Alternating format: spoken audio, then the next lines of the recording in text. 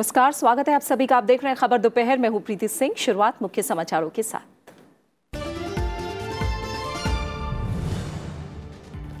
लोकसभा चुनाव के पहले चरण में 20 राज्यों की 91 सीटों के लिए नामांकन का आखिरी दिन। केंद्रीय मंत्री नितिन गडकरी, फारूक अब्दुल्ला समेत कई दिग्गजों ने भरा पर्चा। आंध्र प्रदेश, सिक्किम, अरुणाचल प्रदेश विधानसभा की सभी सीटों और ओडिशा की 28 सीटों के लिए भी नामांकन की आखिरी तारीख।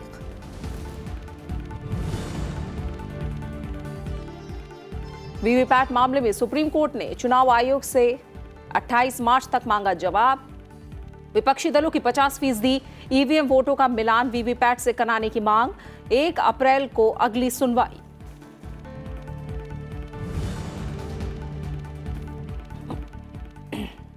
देश की हवाई ताकत में और इजाफा। 4 मल्टी मिशन चिनूक हेलीकॉप्टर वायुसेना में शामिल। वायुसेना प्रमुख बीएस धनोआ ने कहा, गेम चेंजर साबित होगा चिनूक। हेलीकॉप्टर सिर्फ दिन में नहीं, रात के वक्त भी ऑपरेशन करने में सक्षम।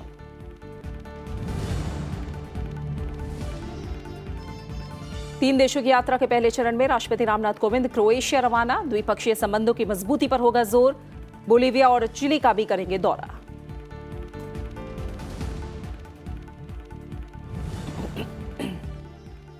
– 2016 के अमेरिकी राष्ट्रपति चुनाव में रूसी दखल का सबूत नहीं। अटॉर्नी जनरल विलियम बार ने रखा मुलर जांच रिपोर्ट का सार। राष्ट्रपति ट्रंप ने कहा, कोई मिलीभगत नहीं, कोई बाधा नहीं, संपूर्ण तरीके से दोषमुक्त। तो शुरुआत करेंगे लोकसभा चुनाव से जुड़ी खबरों के साथ।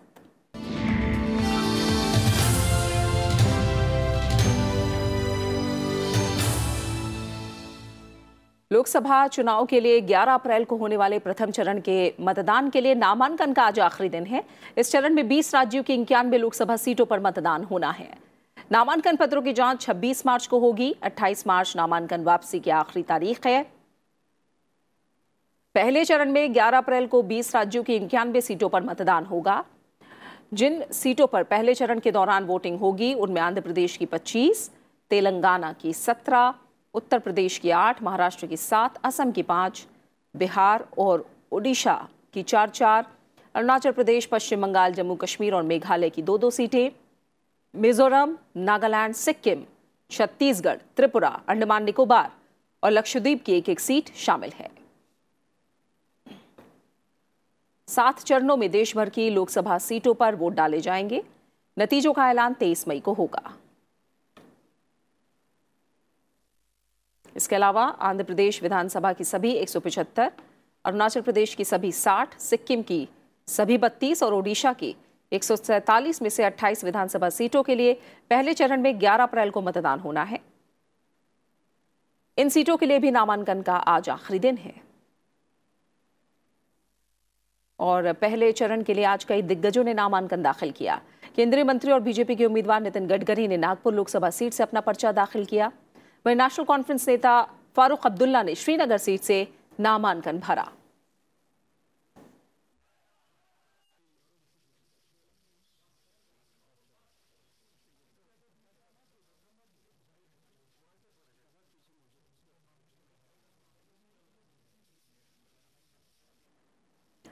लोकसभा चुनाव के लिए 18 अप्रैल को होने वाले दूसरे चरण में 13 राज्यों की 97 लोकसभा सीटों पर मतदान होना है।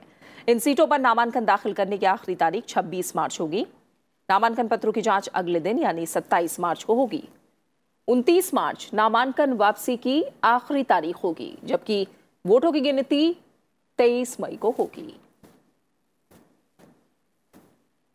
18 अप्रैल को दूसरे चरण में 97 सीटों पर वोटिंग होनी है और दूसरे चरण में तमिलनाडु की 39, कर्नाटक की 14, महाराष्ट्र की 10, उत्तर प्रदेश की 8, बिहार, असम और ओडिशा की 5-5 सीटों पर, पश्चिम बंगाल और छत्तीसगढ़ की 3-3, जम्मू कश्मीर की 2, जबकि मणिपुर, त्रिपुरा और पुदुचेरी की 1-1 सीट पर मतदान होना है।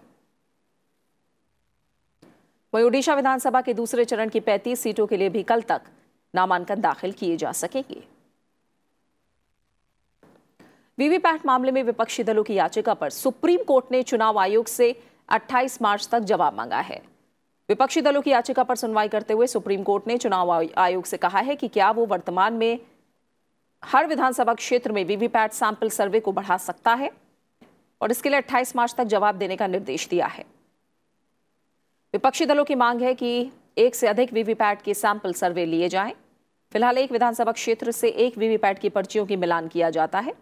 50% वोटों का मिलान वीवीपैट की पर्ची से कराने की मांग वाली विपक्षी दलों की याचिका पर अब 1 अप्रैल को सुप्रीम कोर्ट में सुनवाई होगी। बीजेपी ने ओडिशा में लोकसभा चुनाव के लिए 2 और सीटों पर उम्मीदवारों के नाम का ऐलान किया है। प्रकाश मिश्रा कटक लोकसभा सीट से चुनाव लड़ेंगे। इससे पहले बीजेपी ने लोकसभा चुनाव के लिए कल 9 उम्मीदवारों की सूची जारी की। इनमें 6 छत्तीसगढ़ के उम्मीदवार हैं। इसके साथ ही पार्टी ने राज्य की सभी सीटों के लिए उम्मीदवारों के नामों का ऐलान कर दिया। बीजेपी की लिस्ट में किसी पुराने सांसद का नाम नहीं है। पार्टी ने राज्य में सभी सांसदों का टिकट काटकर नए चेहरों को मौका दिया है। 2014 के लोकसभा चुनाव में बीजेपी ने यहां 10 लोकसभा सीटें जीती थी। छत्तीसगढ़ के अलावा बीजेपी की ताजा लिस्ट में मेघालय, महाराष्ट्र और तेलंगाना से भी एक उम्मीदवार का नाम शामिल है।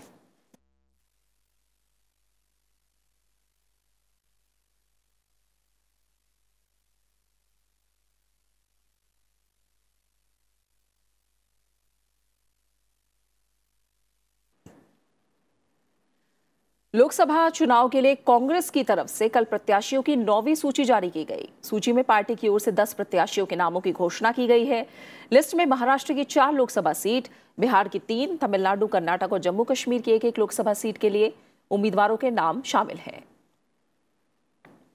सूची में महाराष्ट्र के अकोला सीट से हिदायत पटेल, रामटेक सीट से किशोर उत्तम राव और हिंगोली सीट से सुभाष वानखेड़े को टिकट मिला है। वहीं चंद्रपुर सीट से पूर्व में घोषित प्रत्याशी विनायक बांगड़े की जगह अब सुरेश धानोरकर को उम्मीदवार बनाया गया है।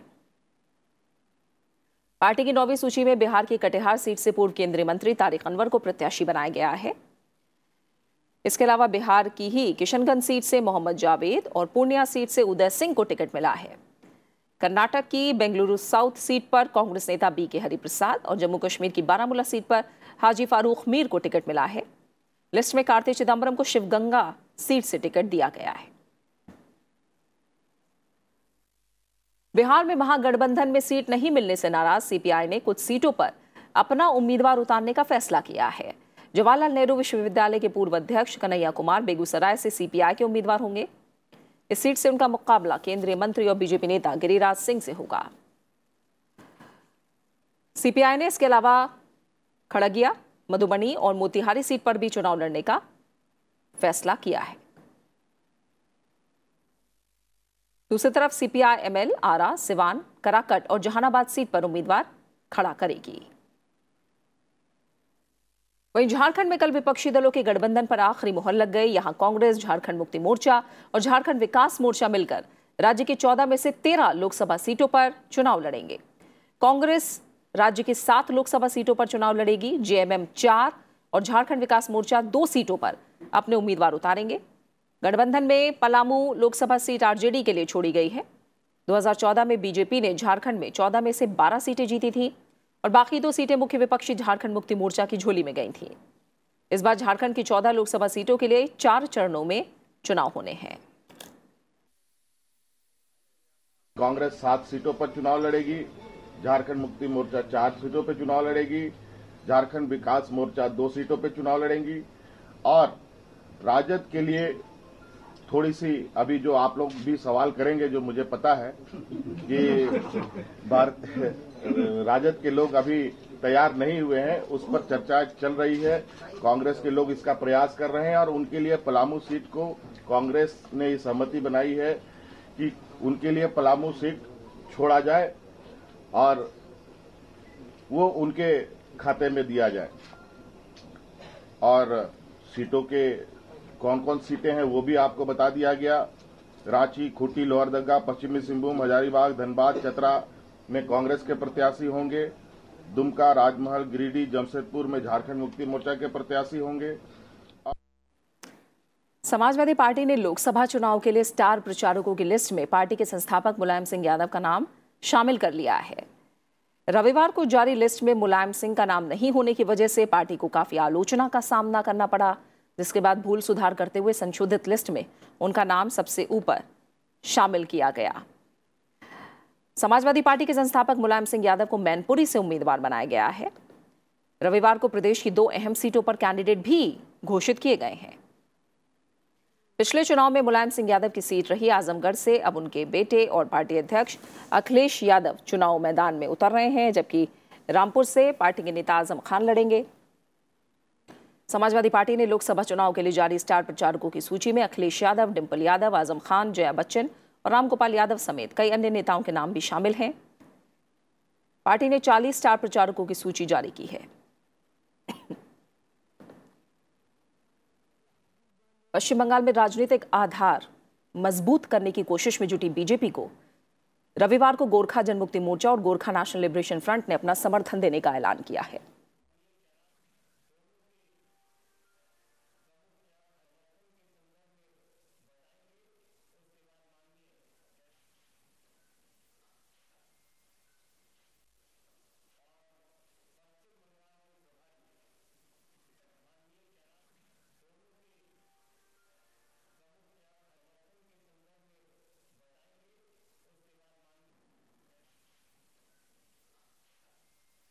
दोनों ही दलों ने बीजेपी को दार्जिलिंग सीट पर अपना समर्थन देने की घोषणा की है। दार्जिलिंग की सीट पर अब तक गोरखा पार्टियों के समर्थन से ही बीजेपी के उम्मीदवारों को जीत मिलती रही है और वर्तमान में केंद्रीय मंत्री एसएस अहलूवालिया इस सीट से सांसद हैं। भारतीय जनता पार्टी ने दार्जिलिंग की सीट पर अपना प्रत्याशी बदलते हुए राज सिंह बिष्ट को अपना उम्मीदवार घोषित किया है।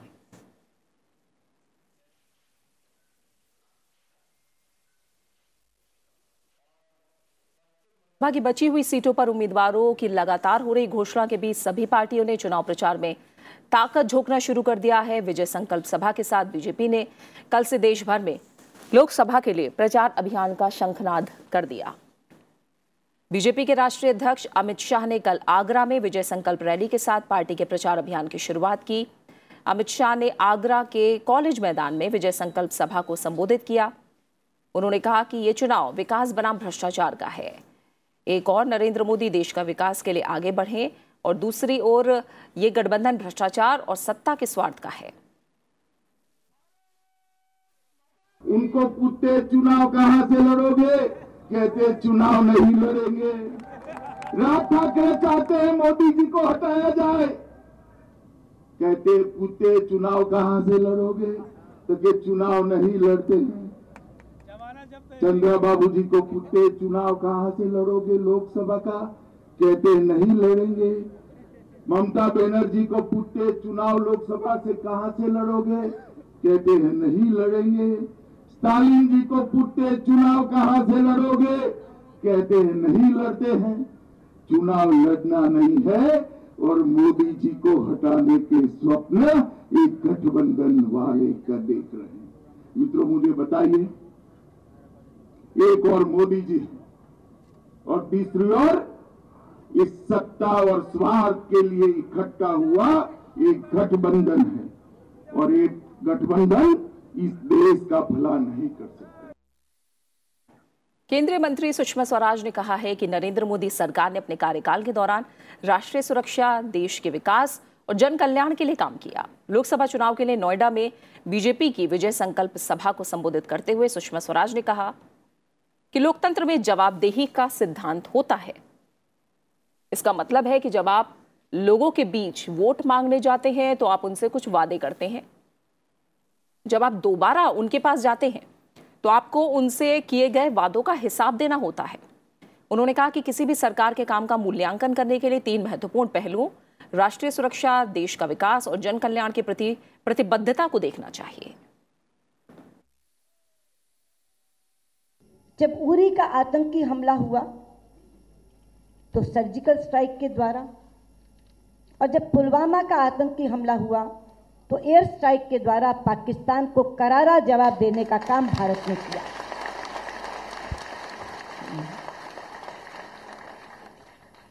इससे पहले भी 2008 में बहुत बड़ा आतंकी हमला हुआ था देश में, जब यूपीए की सरकार थी।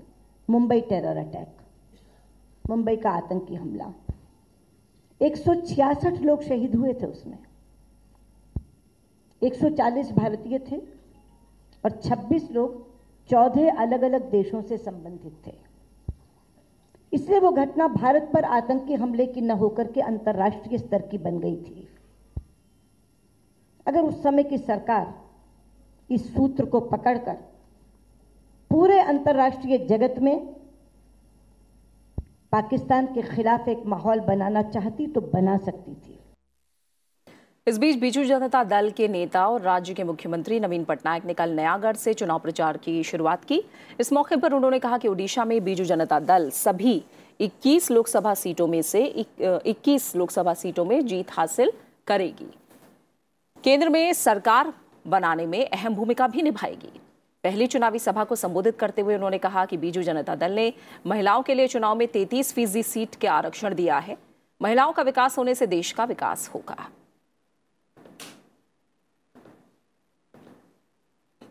बीजेडी ने विधानसभा चुनाव के लिए 9 उम्मीदवारों की एक और सूची जारी की है। आंध्र प्रदेश में भी लोकसभा और विधानसभा चुनाव को लेकर प्रचार तेज हो गया है। सभी पार्टियां राज्य में प्रचार अभियान में जुटी हैं। इस बीच कल आंध्र प्रदेश के कडप्पा और चित्तूर जिले में टीडीपी प्रमुख चंद्रबाबू नायडू ने रैलियां की। इस मौके पर उनके निशाने पर जगन मोहन रेड्डी रहे। उन्होंने राज्य की सभी समस्याओं के लिए जगन मोहन रेड्डी को जिम्मेदार ठहराया। आंध्र प्रदेश में लोकसभा चुनाव और विधानसभा चुनाव एक साथ हो रहे हैं, लिहाजा यहां चुनावी पारा उफान पर है। राज्य के 175 विधानसभा सीटों और 25 लोकसभा सीटों के लिए 11 अप्रैल को मतदान होना है। केंद्रीय मंत्री अरुण जेटली ने कहा है कि कांग्रेस 5 साल से सत्ता से बाहर है और अपने वंशवादी स्वरूप के कारण एक बार फिर हार का सामना करने जा रही है। एक फेसबुक पोस्ट में अरुण जेटली ने कहा कि वंशवाद कांग्रेस के संगठन को कमजोर करता है, जिससे उसके समर्थक निराश होते हैं। वित्त मंत्री अरुण जेटली ने कांग्रेस नेतृत्व पर कटाक्ष करते हुए कहा कि वंशवादी पार्टियां कुछ पीढ़ियों के बल पर सफल होती हैं, लेकिन दूसरों को साथ लेकर डूब जाती हैं। और उन्होंने इस बात पर हैरत जताई कि क्या कांग्रेस अपने वंशवादी चरित्र की कीमत चुका रही है। उन्होंने कहा कि आजकल कांग्रेस नेताओं से कुछ सामान्य बयान अक्सर सुनाई दे रहे हैं। साथ ही कहा कि वंशवादी पार्टियों में एक बड़ी खामी है। उन्होंने कहा कि अगर पार्टी की वर्तमान पीढ़ी सक्षम, करिश्माई और आत्मविश्वास से लबरेज है तो वंशवाद बड़ी जीत हासिल कर सकता है। पार्टी में उसके पीछे भागने का एक उत्साह होता है। अरुण जेटली ने कहा कि हालांकि अगर वर्तमान वंशवादी पीढ़ी में करिश्मा, समझ और लोकप्रिय आत्मविश्वास की कमी है तो परिवार के आसपास के लोग तेजी से निराश हो जाते हैं। एग्जिट पोल का प्रसारण लोकसभा चुनाव के अंतिम चरण के मतदान के बाद 19 मई की शाम से किया जा सकेगा। चुनाव आयोग के मुताबिक ये नियम सभी मीडिया और सोशल मीडिया प्लेटफॉर्म पर भी लागू होगा। निर्वाचन आयोग ने कहा है कि television, radio channel, cable network, website और सोशल मीडिया प्लेटफॉर्म ये सुनिश्चित करें कि सभी चैनल में मतदान खत्म होने से 48 घंटे पहले तक उनके कार्यक्रमों में ऐसी कोई सामग्री शामिल नहीं होनी चाहिए जिसमें किसी दल विशेष या उम्मीदवार का प्रचार या उसके प्रति किसी तरह का पूर्वाग्रह दिखाया जाए। परामर्श में मतदान पूर्व सर्वेक्षण और बहस विश्लेषण शामिल है। आयोग का कहना है कि वो चुनाव की घोषणा से लेकर चुनाव परिणाम की घोषणा तक प्रसारण पर निगरानी रखेगा। प्रधानमंत्री नरेंद्र मोदी ने लोकसभा चुनाव में लोगों की ज्यादा से ज्यादा भागीदारी सुनिश्चित करने के लिए रविवार को सोशल मीडिया पर एक नया कैंपेन वोट कर शुरू किया।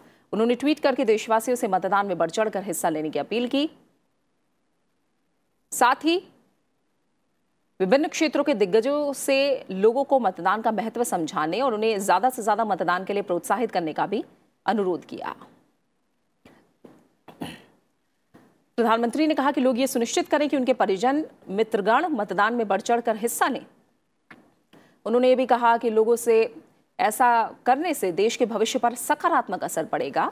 प्रधानमंत्री ने मीडिया संस्थानों को टैग किया और ट्वीट करके कहा कि लोकतंत्र ज्यादा से ज्यादा मतदान से और मजबूत होगा। राज्यसभा टीवी की भी अपील है कि लोग बड़ी तादाद में मतदान में हिस्सा लें और लोकतंत्र को मजबूत बनाएं।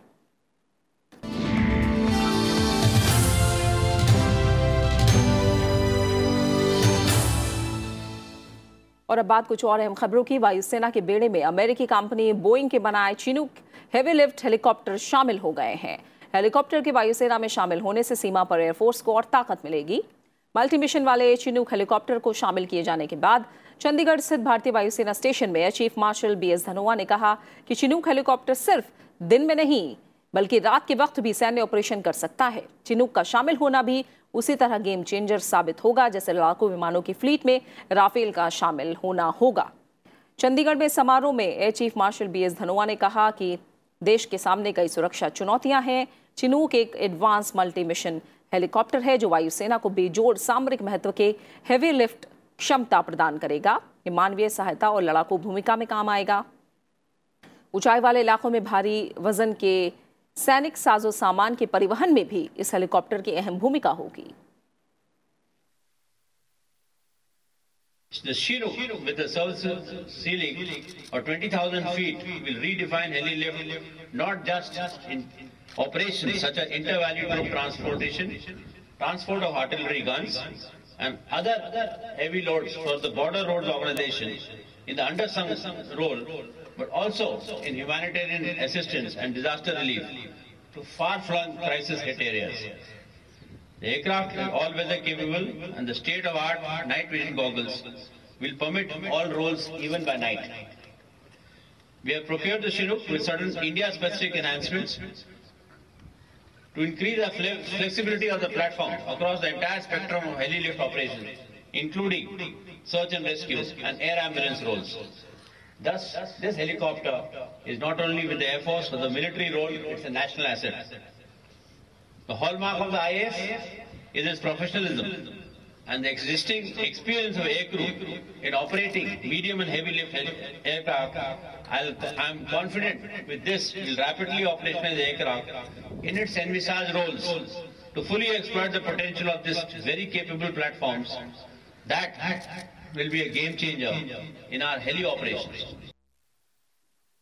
इस मौके पर उन्होंने कहा कि लड़ाकू विमान राफेल के सेना में शामिल होने से सेना की ताकत में और इजाफा होगा। Rafale we are going to get in the month of September. Okay. And Rafale, that I have said earlier also, Rafale is giving you a tremendous capability jump and it is superior to all the aircraft in the inventory of both our adversaries. When the Rafale comes in, it will ensure that our deterrence of our air defense will increase many-fold and they will not come anywhere near our line of control or the border with that kind of a capability that we will possess, for which presently they don't have an answer. Reserve bank के governor Shaktikanta Das ने कहा है कि वो भुगतान बैंकों की दिक्कतों और उनकी समस्याओं को समझने के लिए इस सप्ताह उनके प्रमुखों से मुलाकात करेंगे। दिल्ली में फिनटेक सम्मेलन में उन्होंने कहा कि अभी तक 7 भुगतान बैंक परिचालन शुरू कर चुके हैं। उन्होंने कहा कि देश में फिनटेक को बढ़ावा देने के मद्देनजर रिजर्व बैंक की निगरानी में छोटी कंपनियों को नवोन्मेष रेगुलेटरी सैंडबॉक्स की सुविधा देने को लेकर अगले 2 महीनों में दिशा निर्देश जारी किए जाएंगे। सैंडबॉक्स तरीका एक ऐसा माध्यम है जो किसी नई प्रौद्योगिकी या प्रणाली को अमल में लाने से पहले प्रयोग करने और सीखने की सहूलियत देता है। नीति आयोग की ओर से आयोजित सम्मेलन में वित्तीय संस्थाओं के 300 से अधिक प्रतिनिधि हिस्सा ले रहे हैं। A regulatory sandbox would benefit fintech companies by way of reduced time to launch innovative products at a lower cost. Going forward, therefore, the Reserve Bank will set up a regulatory sandbox for which the guidelines will be issued in the next 2 months. We will first put a discussion paper, which we will do in the next fortnight, next 2 to 3 weeks or so. We will then give time to the stakeholders and others to give their feedback. Based on that, we will finalize the regulatory guidelines for the sandbox and we will issue the regulatory sandbox, the guidelines for that in a matter of about next 2 months. उपराष्ट्रपति M Venkaiah Naidu Pravara institute of medical science के 13वें दीक्षांत समारोह में शामिल हुए। दीक्षांत समारोह में 437 स्नातकों को प्रमाण पत्र भी प्रदान किए गए। This institute is striving to provide quality education and training to the health professionals of the nation. On the other hand, through its multi-speciality tertiary hospitals and its specialist doctors, nurses and technicians, the institute is providing tertiary health care to the rural population. That's a very happy thing to note. I applaud the institute for extending their health care and research to tribal areas also. As India aspires to have more qualified doctors, nurses and therapists serving in rural areas, the Institute is rendering valuable service by meeting the healthcare needs of the rural populace. राष्ट्रपति रामनाथ कोविंद आज 3 देशों के दौरे पर रवाना हो गए हैं। राष्ट्रपति क्रोएशिया, बोलीविया और चिली का दौरा करेंगे। राष्ट्रपति यात्रा के पहले चरण में क्रोएशिया पहुंचेंगे। 28 मार्च तक क्रोएशिया के दौरे पर रहेंगे। 28 मार्च से 30 मार्च तक राष्ट्रपति क्रोएशिया से 3 दिवसीय दौरे पर बोलीविया जाएंगे और उसके बाद 30 मार्च से 1 अप्रैल तक वो चिली के दौरे पर रहेंगे। यात्रा के दौरान राष्ट्रपति के प्रत्येक देश में द्विपक्षीय बैठकें, बिजनेस फोरम, भारतीय समुदाय के साथ बातचीत और विश्वविद्यालयों में संबोधन भी शामिल हैं। राष्ट्रपति क्रोएशिया के राष्ट्रपति कोलिंदा ग्रेबर कितेरोविक और प्रधानमंत्री एंड्रीज लेनकोविक से मुलाकात करेंगे। अमेरिका में साल 2016 के राष्ट्रपति चुनाव में रूस के दखल की जांच कर रहे विशेष वकील रॉबर्ट मुलर ने अपनी रिपोर्ट में कहा है कि राष्ट्रपति डोनाल्ड ट्रंप की चुनाव अभियान टीम ने रूस से साठगांठ नहीं की थी। इस रिपोर्ट का सार कल अमेरिकी सांसदों को सौंपा गया। विशेष वकील मुलर ने करीब 2 साल की जांच के बाद रिपोर्ट तैयार की। अमेरिकी कांग्रेस में रिपोर्ट का सार अटॉर्नी जनरल विलियम बार ने रखा। उन्होंने कहा कि यह साबित करने के लिए पर्याप्त सबूत नहीं है कि राष्ट्रपति ने न्याय में बाधा पहुंचाने का अपराध किया। और इसी के साथ फिलहाल खबर दोपहर में इतना ही। आप बने रहिए राज्यसभा टीवी के साथ। नमस्कार।